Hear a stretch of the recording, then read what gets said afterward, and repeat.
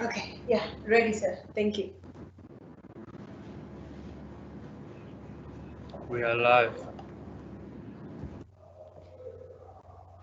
Good day, everyone, and welcome to the STEM Lockdown Digital School. My name is Katlaho Matibe, and I'll be presenting the Life Sciences Grade 10 lesson to you. Now, I'm sorry about what happened yesterday. I had a few glitches with my internet and getting used to the app, but now I think I've got it. So if I make a mistake, please bear with me. And if I move too fast, please use the question and answer section to tell me that I'm moving too fast, or rather to ask questions and I'll reply to you. Now, here's to a great lesson that we're about to start. So we'll be focusing on the knowledge area diversity, change, and continuity. The topic will be history of life on Earth. So now at the end of the lesson, what I will be expecting from you is to define concepts that are highlighted in bold black, explain different representations of the history of life on Earth, to explain how changes in climate and geological events have affected life on Earth, to explain the distribution of life forms on Earth, and lastly, to explain the geological timescale and the Cambrian explosion. Now, just to have a quick recap on what you did before the lockdown or before you went to recess in class, you guys touched on environmental studies and you touched on this topic of biodiversity and classification. Now, life exists in a huge variety of forms called biodiversity. You see the word is in bold black. Take note of that definition. And I'd like you guys to have a separate exercise book whereby you'll be writing your terminologies for each and every section that you cover. Because you know in life sciences, definitions, terminology is quite and very important. So have an exercise book, just write terminologies for every section, and then you practice using that. It's much better that way. So life exists in a huge variety of forms called biodiversity. And there are three levels of biodiversity, namely the ecosystem diversity, the species diversity, and the genetic diversity. Now, when looking at the ecosystem diversity, we are referring to the variety of ecosystems that we have on Earth. For example, the grassland, the deserts, the savanna, you did that under biomes and biosphere, right? And looking at the species diversity, this one includes all the living things from the bacteria to the biggest organisms. So the bacteria, of course, is our smallest living organisms, and our biggest living organisms are your humans, animals, your trees, oak trees. That's the biggest tree. And now looking at the genetic diversity, you can tell from this word, genetic, that it's all about the genes. So this one refers to the natural variation that exists among individual species. For example, among your peers, who is the tallest and who is the shortest? It all depends on the difference in genes. So you may be tall because your genes are different from your friend's genes, which are your height genes. You get my point. So there's the genetic diversity. So when looking at South Africa, it is more diverse and has a large number of indigenous and endemic species. Now, We have indigenous here and endemic. Take note of those words. Indigenous means that organisms occur naturally in a place where they are currently found. And endemic simply means that organisms belong to a particular area or country. So looking at South Africa, which species are endemic here? Which species do we have that are endemic here? So I'm giving you like 10 seconds to just name a few that we have you think are endemic to South Africa.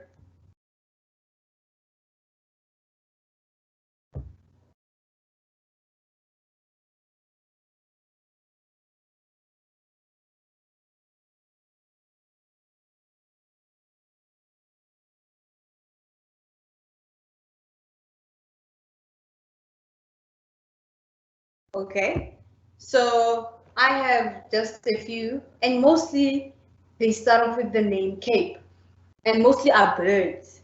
So we have the Cape parrot, the Knysna woodpecker, for instance. So those are endemic species found in South Africa. You cannot find them anywhere else. And then we touched on classification. So the term classify means to arrange a group of people or things in classes according to shared qualities. So this is the keyword here, the main keyword from the definition. They are classified according to their shared qualities. So, for example, in a school setting, let's take a high school setting. We have a school, that's our kingdom. Looking at this diagram here, our school is the kingdom.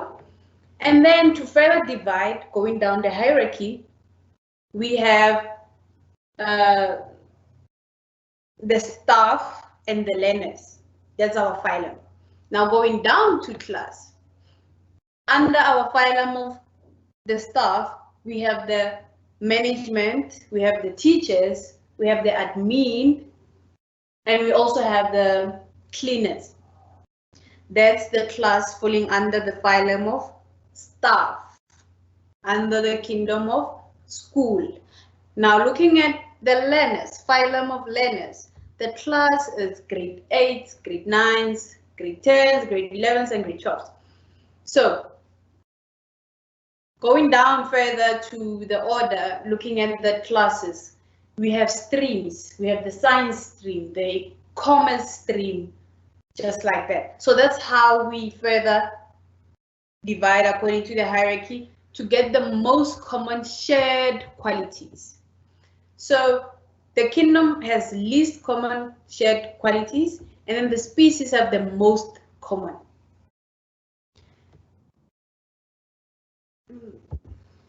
Sorry. And Carolus Linnaeus invented the binomial system for naming species by grouping organisms into 7 categories. And these are the 7 categories. So he made it more easier for us to group organisms. Like for instance, human beings.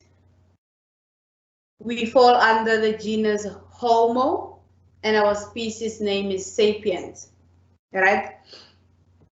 That is why when writing scientific name, if you ask for a scientific name for humans, you start by saying, you start off with the genus name that is capitalized, and then end off with the species name that is not capitalized.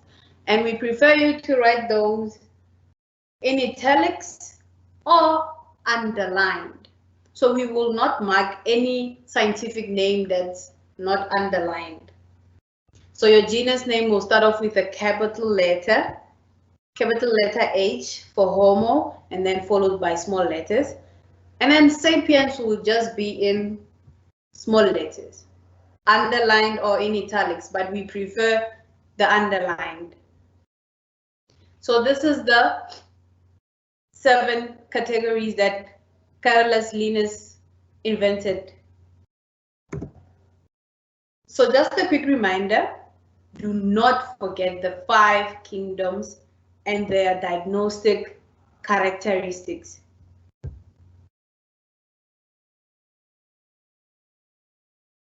Yes, now I see that Anonymous gave us a few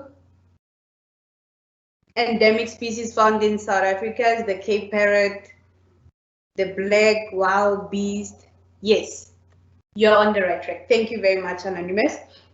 So, going back to the 5 kingdoms, remember those 5 kingdoms because you might be asked in a test or exam to give the characteristics of the kingdom Animalia. That is the kingdom we fall under. So we have 5 kingdoms: is kingdom Animalia, the kingdom Plantae, which comprises of all the plants, your trees. We have kingdom Fungi, which is all your yeasts, your mold. Kingdom Monera, that's your bacteria. And lastly, kingdom Protista, that's where we find our algae and protists. So remember those and their diagnostic characteristics. Now, starting off on the history of life. Where does Earth, the way we see it today, how did it come about? So now we're going to talk about the events that shaped the history of life on Earth. Why are things the way they are now? How did they start off? And when and where did they start off? So why is planet Earth the way we see it today? Who has like an idea of how or why is it the way it is today? There are mountains, we have continents, sorry, our planet is planet Earth. We have continents, big oceans, different names. Who has an idea of why the Earth is as it is today?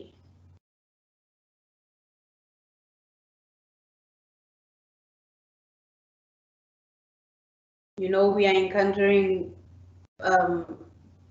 difference in temperatures. It's hot, it's cold.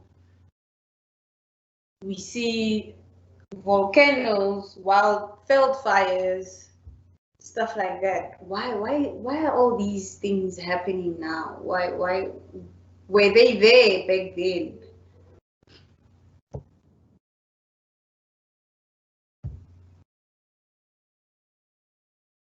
Okay, so the history of life is directly related to the history of Earth. During the Earth's changes in climate, so you can see that it says during the Earth's changes in climate, oxygen levels and geographical events have shaped life on Earth. So geographical events often cause changes in climate, which in turn influence the emergence and disappearance of species. So it means some emerged, they were not there back then, and some disappeared, like we know that dinosaurs became extinct. But why is that? It says during the Earth changes in climate. So it means it's because of the climate change and other geological events. Maybe there was an eruption, volcanic eruption or earthquakes and stuff like that. Now, when looking at the changes in the composition of the atmosphere, which is climate change, we mentioned that there was an increased oxygen levels. So it is believed that between 4 to 6 million years ago, there was little or no oxygen on Earth. So this lack of oxygen allowed for the formation of organic molecules. Now, what are organic molecules for those who are doing physical sciences?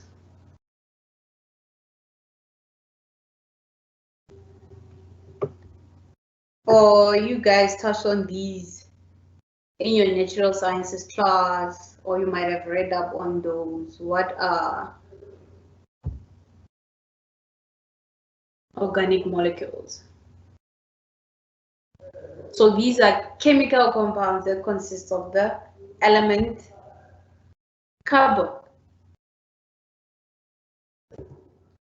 Okay, so any chemical compound that consists of the element carbon is an organic molecule. So examples of those. What are examples of organic molecules?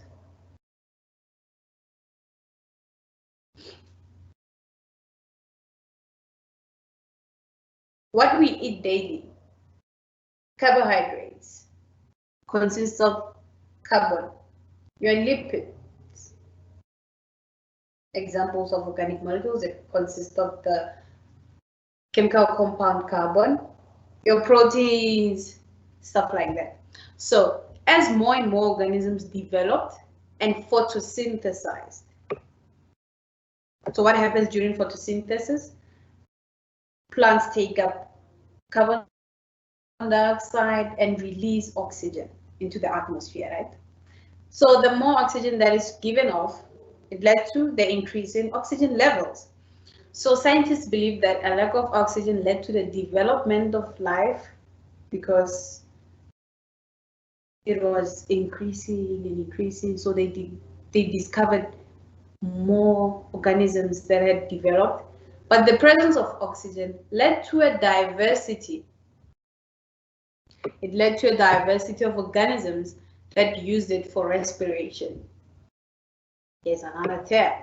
What's respiration?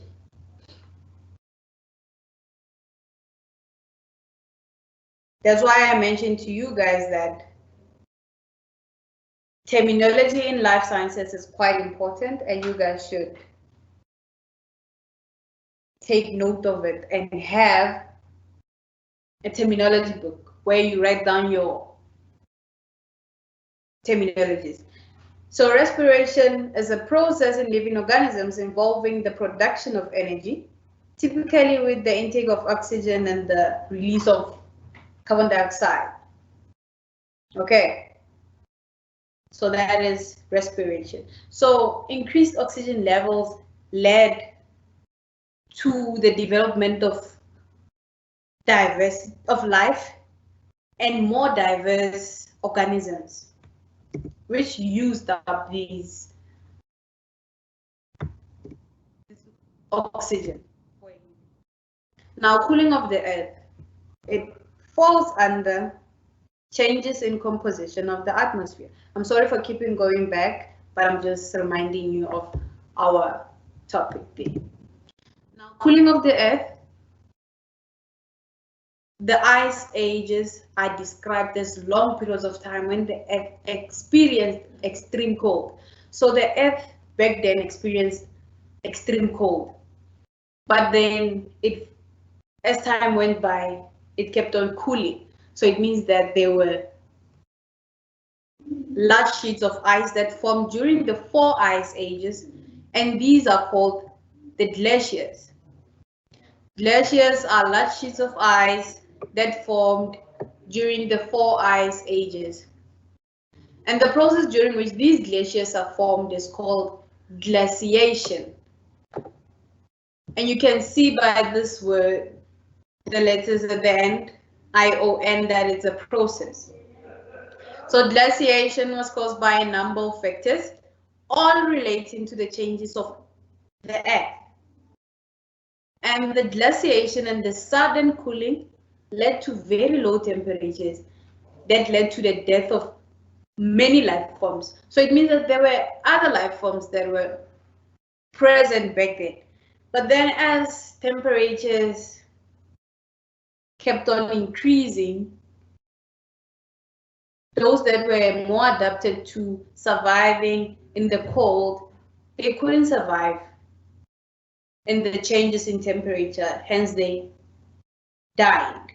And it's part of extinction. But we'll touch on extinction most probably tomorrow if we get to cover the lesson of today.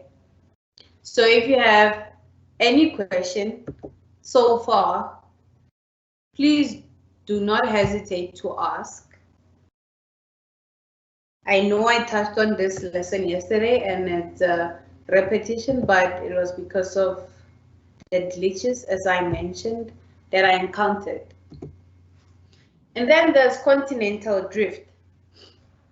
So it is believed that all continents were once one big landmass, and this was called the Pangea.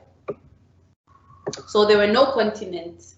It was just one big landmass, which was also called a supercontinent.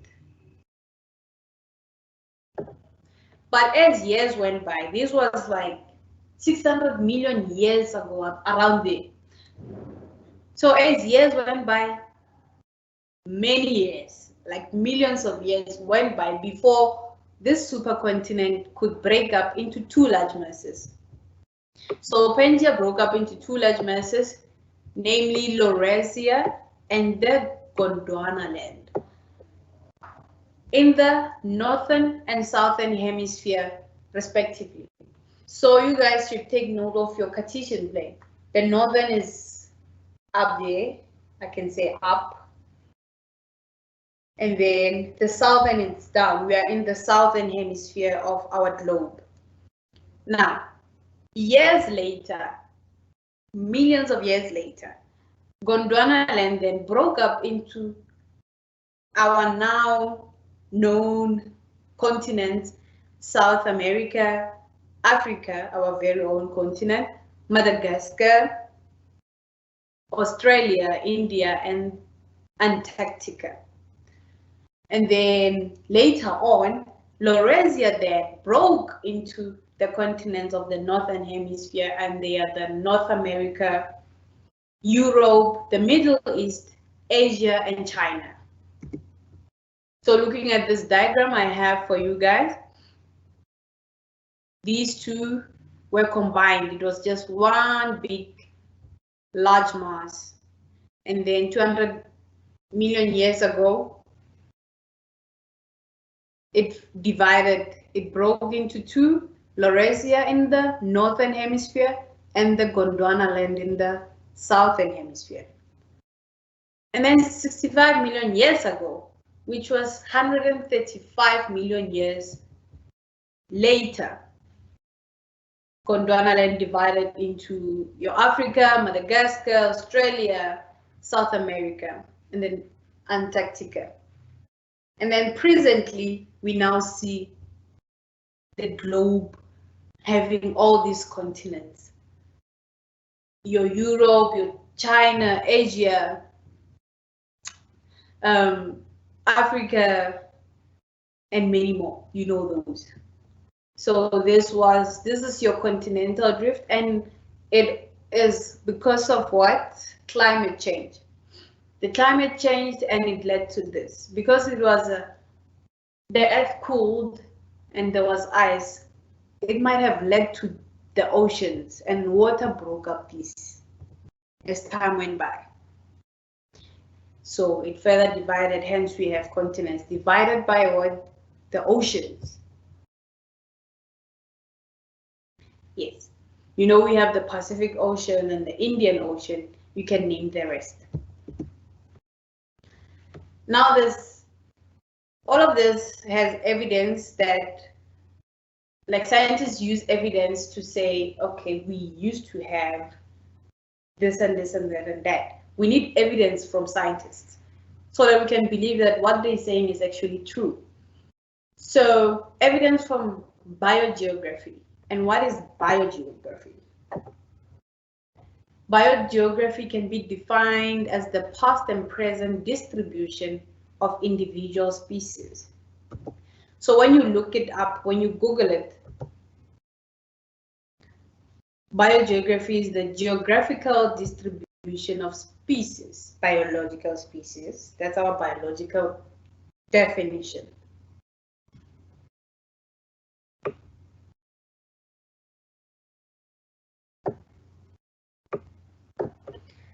I see Anonymous said evolution. Yes, it led to that. It led to life to planet Earth, I meant, sorry, led to what we see Earth as today. It's because of evolution. Things evolved, but it's because of these atmospherical, and only E mentions the lithosphere. Yeah. Now, going to that, the lithosphere. The lithosphere is about our land, you know, and the ground and everything. So that led to what we see Earth as today. The lithosphere broke up also, and it's because of all of these climate changes. So the lithosphere and the atmosphere led to climate change. So as it was hot, it led to our land splitting because there was ice and then other things, you know, you get what I'm saying. I don't even know how to construct my sentence to say that. So bear with me. So yeah, you guys are correct. Thanks for the responses. Now, as I was saying, biogeography can be defined as the past and present distribution of individual species. This is the evidence scientists gathered, or they saw that, okay, there was Africa and Madagascar were once joined because of similar species which we share, or because of fossils that they found of animals that could survive in cold conditions, but knowing that Africa is hot, some of these organisms couldn't have survived in Africa. So that's what they led them to, that's what led them to these conclusions. But I'm just stipulating that Africa had other cold organisms that survived in the cold.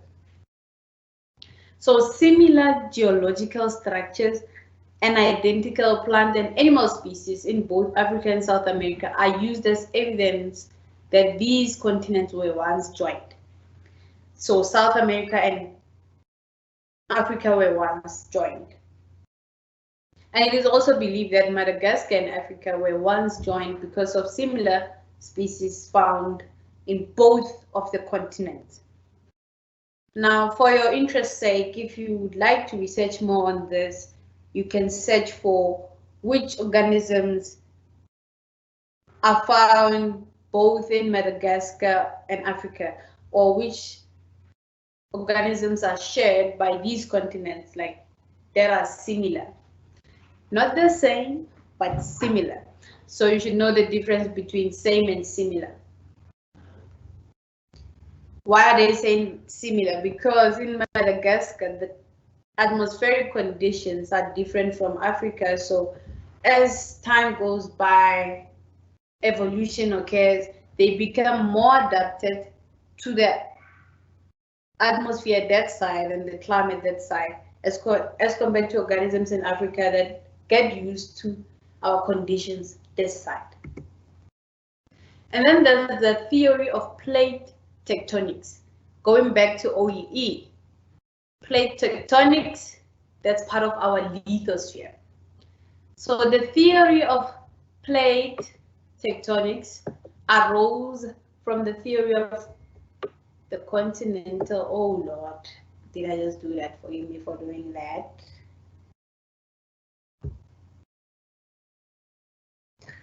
It's fine.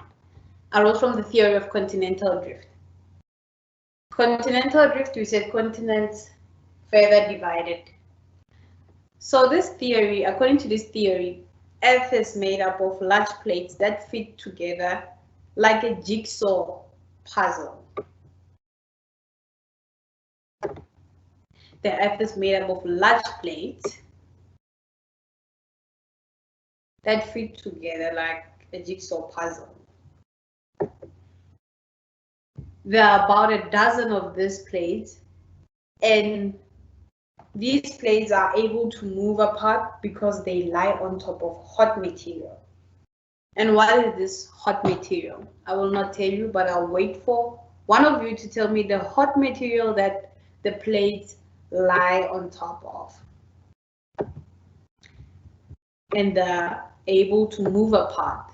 That's why we have your earthquakes and other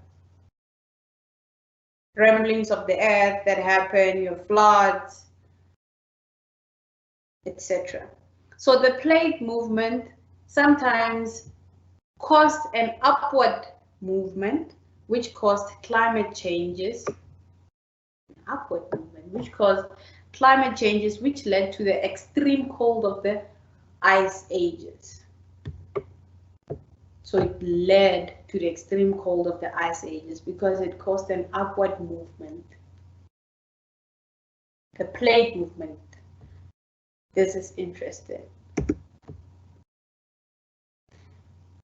So because we mentioned that biogeography led to scientists saying that this and this happened, it's because of the evidence that they found. We look at the fossil evidence. Now let me see if some of you gave me an answer for my question.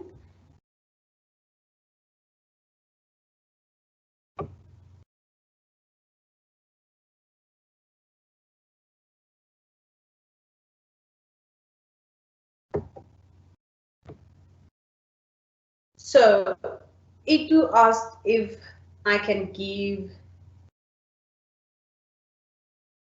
examples of continental drift.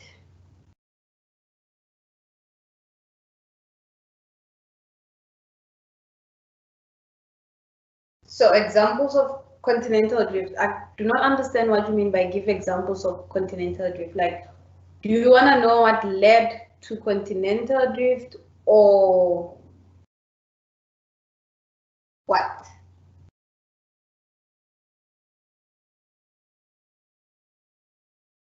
Because examples of that, we can get that mountains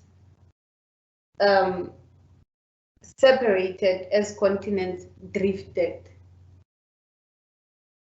It's continental drift. It's like the separation of land due to climate changes. Because of what? Because of things like your volcanic eruption, or because of the earthquake due to plate tectonics. Remember, we said plate tectonics comes from the theory of continental drift, so they are interrelated. I don't know if that answers your question, but you tell me what you meant if I didn't get it correctly. And then Oli E says, ma'am, do you have a Google Classroom to join? No, I don't as yet, but I'll think about it and we'll tell you guys tomorrow. Now, Anonymous says, because they have evolved.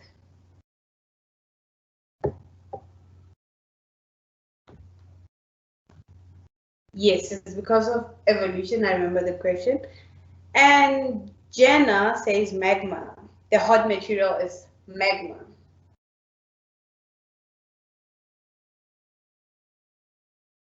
Yes, the hot material is magma or magnum.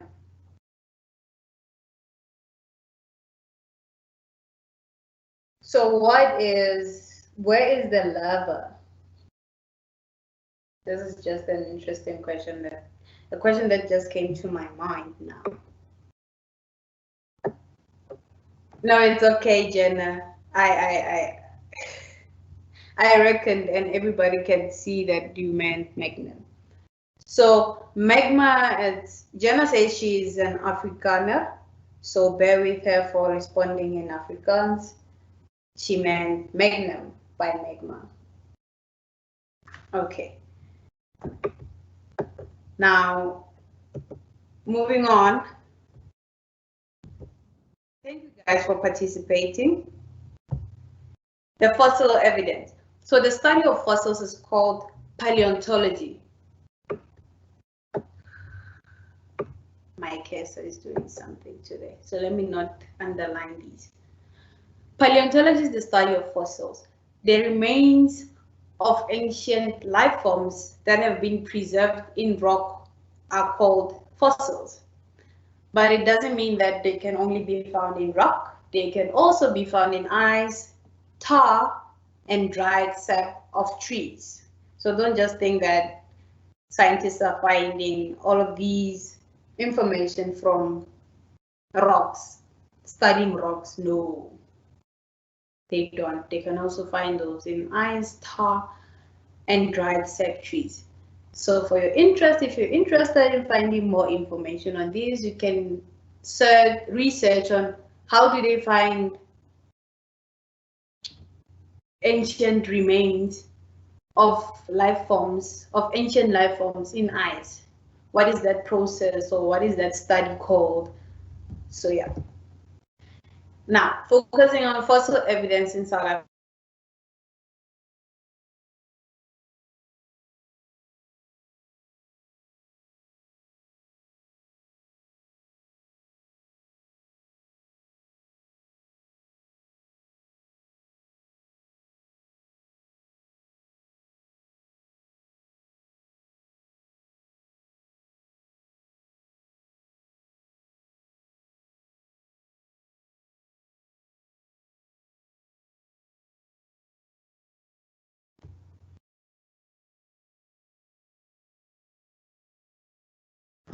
So bi means two. I'm sorry for that.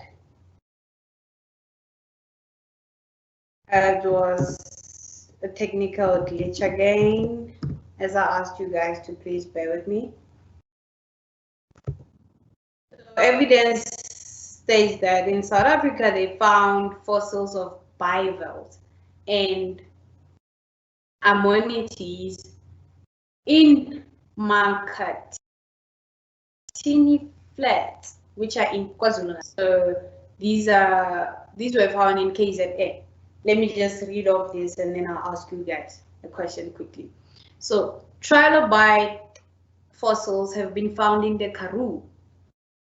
Take note of these, all of these provinces. And trilobites are distantly related to crabs and are all extinct, unfortunately. And whale fossils have been found in the west coast of South Africa. As you know that whales are rare to find. Yeah, we do not have whales closer. So they were found in the west coast of South Africa, the fossils of whales. Going back to bivalves, this is an example of a bivalve. You see, bi means two, so the shells, sorry, hinged at one end. They hinged together at one end. And examples of those are your scallops, for those who like seafood, of which I don't, sorry. Anyways, and ammonites. An example of an ammonite, that's this fossil here. So this is an example of an ammonite. It is coiled,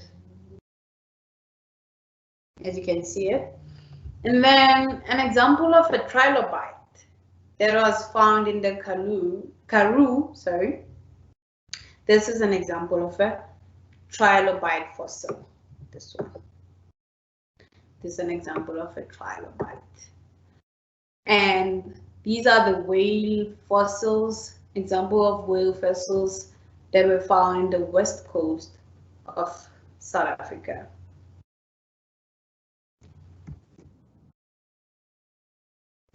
These are quite interesting, yeah. Now looking at this, what can you say about this diagram here? What can you say about this diagram here?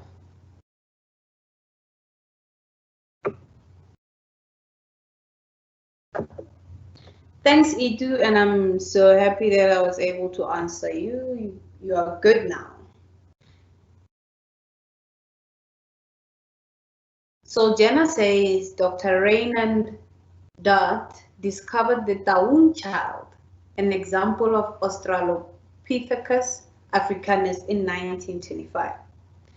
Thanks, Jenna, for that discovery that you did, for the research that you did and gave us what you discovered. Some didn't know and some now know because of Jenna. Thank you. So Dr. Reynold Dutt discovered the Taung child, an example of an Australopithecus africanus in the 1900s. So Australopithecus africanus is closely related to humans because they fall under the genus of Homo. Yeah. So what can you tell me about the picture there? The diagram. The diagram.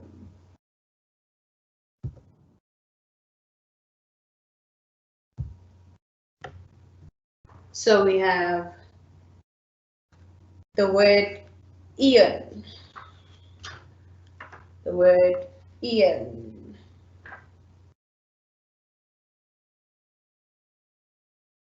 So Ian just simply means that, what does it mean? Because you guys have dictionary. You should have a dictionary close to you.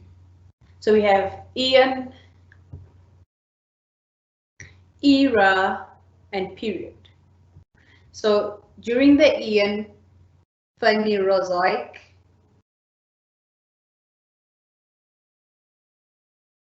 we had a view of these Proterozoics. And then during this era, we had these three, the A's and the, so we fall under these A ones. So what is this? Because I asked you a question. So Ian is a very long period of time. What can you tell me about this diagram here? What do you think it is?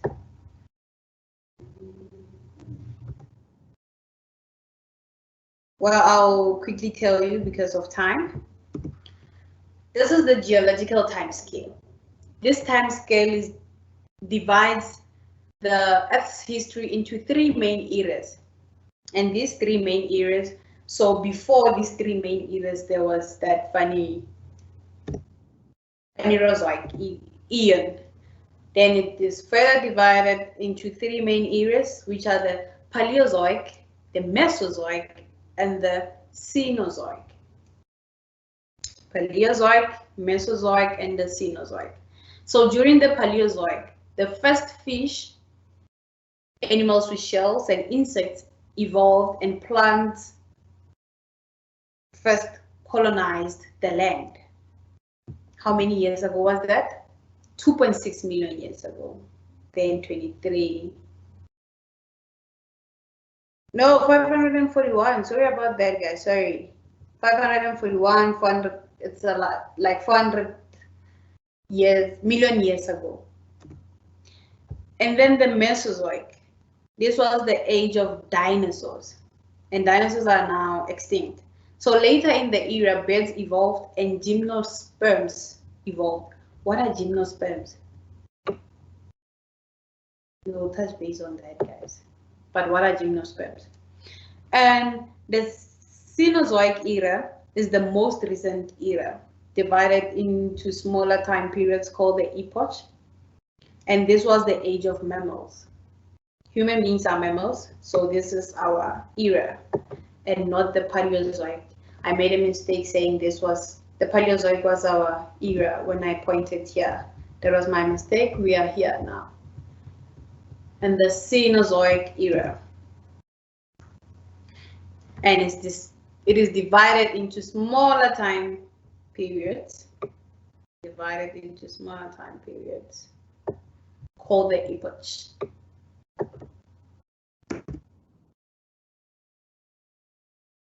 So before the Cambrian explosion occurred, the pre-Cambrian period. So the Cambrian explosion is also referred to as the animal explosion. This period lasted for about 38 million years. We are now into our Cenozoic era. So it started 543 million years ago and lasted until about 505 million years ago. the explosion. I'm confused in these areas, guys. Please, please, please, please, please bear with me. Forgive me for doing that. I mentioned that the animal explosion occurred in the Cenozoic. No, it's actually the Paleozoic. So the most notable happening during this period was the explosion of animal groups. The animals suddenly appeared in the first 5 to 20 million years. So animals appeared first, and then later on, like we said, the plants developed and stuff like that later on. So these animals appeared on Earth in a very short period of time. So this is basically the geological time scale and the Cambrian explosion.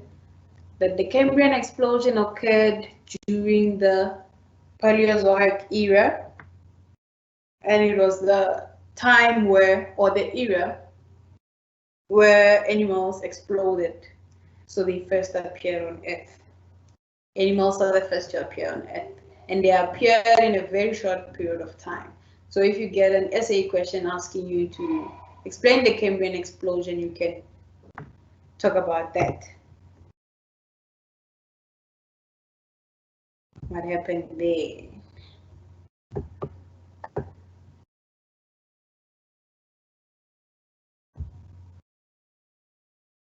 So I see that you guys still haven't answered me.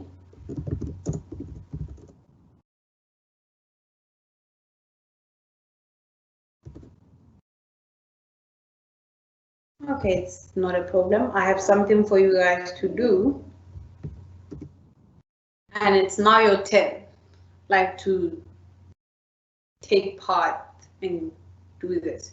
So I have a few questions for you guys to do, and then I'll provide answers to this tomorrow in tomorrow's lesson, because I see we will not have enough time to go through everything. So kindly write down these questions quickly, or just take a screenshot or a picture from your devices and then answer these using your textbooks, of course.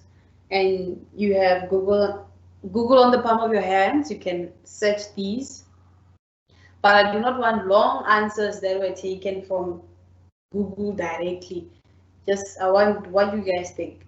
So the first question is, describe the time period in which you live. So currently, using the geological time scale. Describe it.